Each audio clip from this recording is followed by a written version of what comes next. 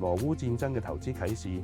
隨住俄烏戰爭嘅不確定性增加，美國政策出現重大轉向，以及歐洲角色發生變化，呢啲因素都對金融市場帶嚟動盪。作為投資者，應該點樣喺呢種環境下同戰後復甦時做好準備？首先，地緣政治緊張局勢提升咗各國對國防同安全嘅重視，令相關企業需求大增。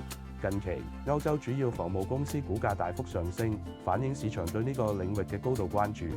另外，戰爭導致全球能源供應鏈重組，加快各國能源轉型步伐。投資於可再生能源同替代能源供應嘅企業，未來有機會獲得可觀回報。最後，戰後重建工程將會帶動基建、能源同科技等行業蓬勃發展。